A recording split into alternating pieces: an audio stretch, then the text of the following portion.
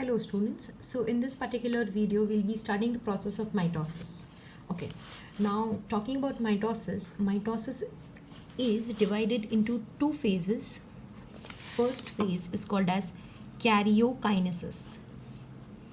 Karyo का मतलब होता है न्यूक्लियर काइनेसिस मतलब चेंजेस. सो न्यूक्लियस में चेंजेस आना is karyokinesis, and second phase or second type of process that occurs in mitosis is cytokinesis. Cytokinesis में changes occur in cell. Cyto मतलब cell, karyo मतलब nucleus. So kinesis मतलब changes that are occurring in nucleus is karyokinesis, and changes that are occurring in cell is called as cytokinesis. Now karyokinesis is further divided into first, that is prophase. Four phases. First one is the prophase, second one is metaphase, third one is anaphase, and the fourth, that is the last phase of karyokinesis, is telophase.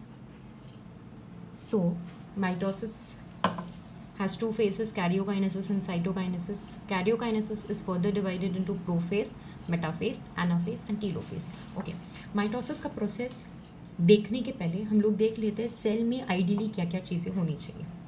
Okay, so cell है, cell में nuclear membrane है which is intact. फिर उसके अंदर nucleolus है. Nucleolus is the brain of the nuclear membrane. I have told you all in the previous chapter.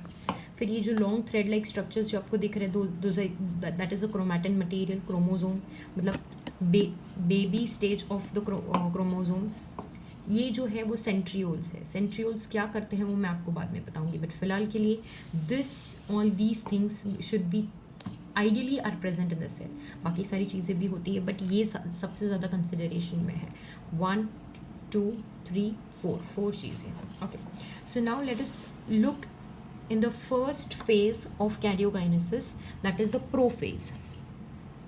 So prophase is the longest phase, and इसमें जो cell होगा, cell में ये जो न्यूक्लियर मेम्ब्रेन है, it will start disappearing. That is why I have drawn the dotted line.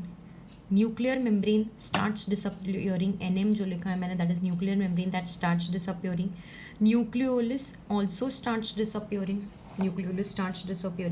Now you all can see the long thin thread like structures which is called as chromatin, which are long and thin, will condense and hydrate to become short and thick.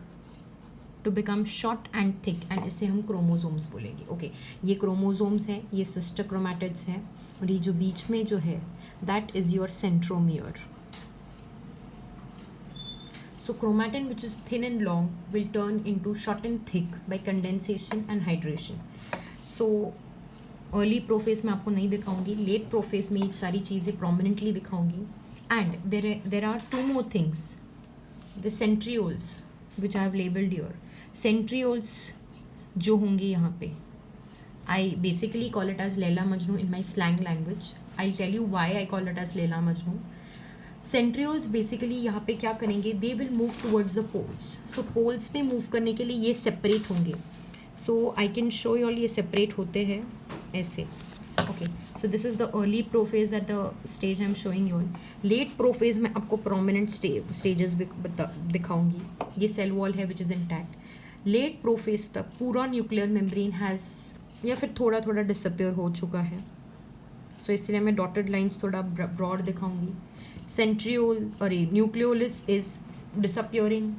Chromosomes, chromatin which was long and thin have become short and thick. मतलब chromosomes बन चुके हैं. So there are 2 in pair, मतलब total 4 है. And sister centrioles मतलब जो लैला मजनू है, those are being moving towards the poles. North south हो सकता है, ईस्ट वेस्ट हो सकता है. आप लोग डायरेक्शन कोई भी दिखा सकते हो. I will be considering the north south direction. So ये अर्ली प्रोफेज है and this is the late prophase. The prominent changes that are occurring in prophase are the nuclear membrane starts disappearing, that is why I have shown dotted. Nucleolus starts disappearing. centrioles जो है, they move towards the poles. You can see they are moving towards the poles, and these are the fibers that are holding them together. Then you have the chromatin, that is the baby stage of chromosomes, which were long and thin, have become short and thick, called as chromosomes. So that was the prophase. Now talking about metaphase, the next phase.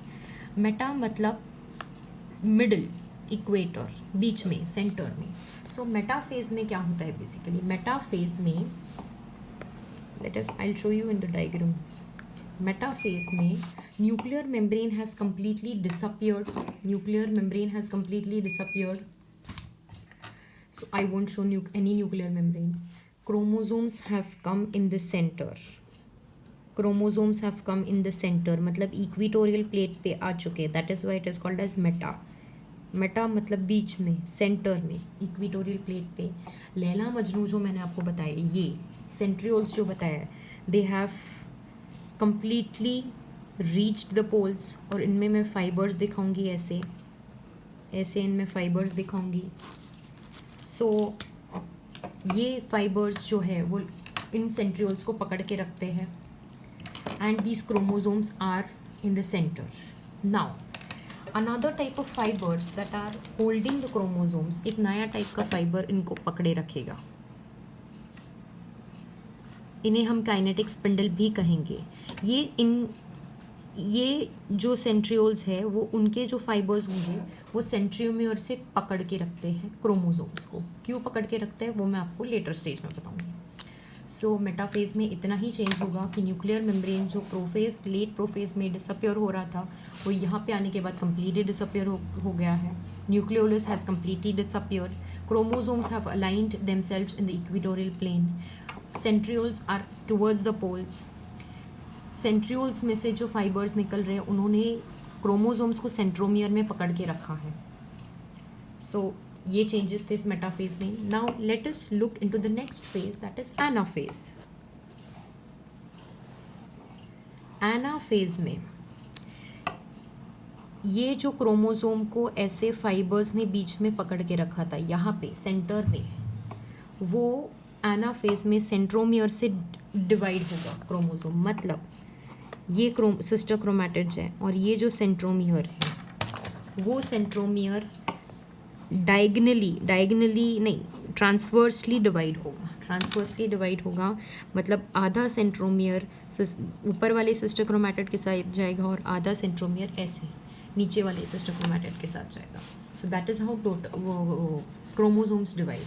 So let us quickly see how they are divided. So here the chromosomes have divided through the centromere. All the 4 sister chromatids have been separated. I'll show the centrioles. Centrioles के बीच में fibers दिखाना ज़रूरी है. Okay. And ये जो fibers है जो kinetic spindle बनाते हैं, I'll tell you all what is kinetic spindle. So there are 3 type of fibers that are seen. पहले fibers वो होते हैं जो 2 सेंट्रियोल्स के बीच में होते हैं. दूसरे fibers वो होंगे जो सेंट्रोमियर को पकड़ के रखेंगे. ये fibers पुल करेंगे टुवर्ड्स देयर पोल्स. मतलब नॉर्थ में जो सेंट्रियोल होगा वो ये वाले डॉटर क्रोमोसोम्स को पुल करेगा उनकी तरफ. साउथ में जो होगा वो साउथ उनकी तरफ पुल करेगा. एंड बीच में मैंने आपको दिखाई दे रहा है, मैंने बीच में कुछ फाइबर्स बनाए हैं. बीच में जो फाइबर्स होंगे वो उनको they will move them apart. So the daughter chromosomes are being separated through fibres and that those fibres are called as kinetic spindle. Kinetic spindle, इसे काइनेटिक स्पिंडल भी बोलते हैं या फिर माइटोटिक अपैरेटस भी बोलते हैं. So mitotic apparatus consists of fibers that will be helping the daughter chromosomes to separate from each other. So यहाँ पे आपको दिख रहा है पहले मेटाफेज में 4 क्रोमोसोम्स थे, यहाँ पे 1 2 3 4 ऐसे 8 क्रोमोसोम्स बने हैं. So this is anaphase. So anaphase is the most important phase because the daughter chromosomes have separated, the centromere has divided, resulting into the daughter chromosomes separation. Now let us look into the last phase of the mitosis, that is telophase. Telophase में I will make a structure of 8. मैं पहले 8 बनाती हूँ, मैं बताती हूँ क्यों. Now telophase में न्यूक्लियर मेम्ब्रेन जो था, जो यहाँ पे प्रोफेज में डिसअपियर हो गया था, it will start reappearing. So telophase में nuclear membrane starts reappearing. See, I've shown dotted structure. Nucleolus starts disappearing. Nucleolus starts disappearing. Chromosomes which were short and thick have become chromatin again. वापस chromatin में बदल चुके हैं divide होने के बाद. So मैं 4 chromatin दिखाऊंगी. Centrioles जो एक थे वो 2 सेल बनेंगे, इसीलिए डबल हो चुके हैं. तो यहाँ पे अलग सेंट्रियोल होंगे और यहाँ पे अलग, मतलब 2 सेल्स के लिए 2 sets of centrioles, 1 set for the upper cell and 1 set for the lower cell. And यहाँ पे मैंने आपको 8 बनाया हुआ दिख रहा है because there is a constriction that is formed in the cell, but the cell has not divided, the nucleus has divided. So far अभी तक आप लोगों ने पढ़ा जितने भी चेंजेस हुए सब न्यूक्लियस में हुए, कैरियो में हुए, इसीलिए कैरियोकाइनेसिस.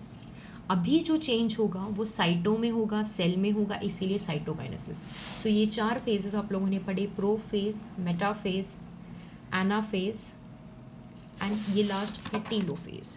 टीलोफेज में what are the prominent changes that are occurring?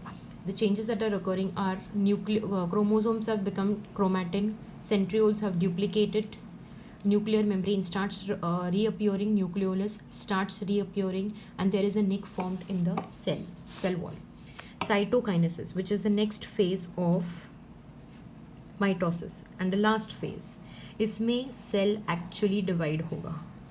Cell divide होगा, न्यूक्लियर मेम्ब्रेन पूरी तरह से आ चुका है, न्यूक्लियोलस पूरी तरह से आ चुका है, chromatin are the way they were, new centrioles are also outside the nucleus. So your the cells have formed. Cell में चेंजेस आए इसीलिए साइटोकाइनेसिस. डॉटर क्रोमोसोम्स भी बन चुके थे. So see there were only 4 chromosomes in a cell. Now there are 4 chromosomes in a cell. Cell में 4 ही chromosome है बट 2 सेल बने हैं, सेल डिवाइड हुआ है. सो एक सेल के 2 सेल बने. That is why it is also called as equational division. Equational division मतलब one parent cell with 4 chromosomes have divided into 2, giving 4 to each of the daughter chromosomes. So this is equational division. I'll be continuing the next part of the chapter in the next lecture. Thank you.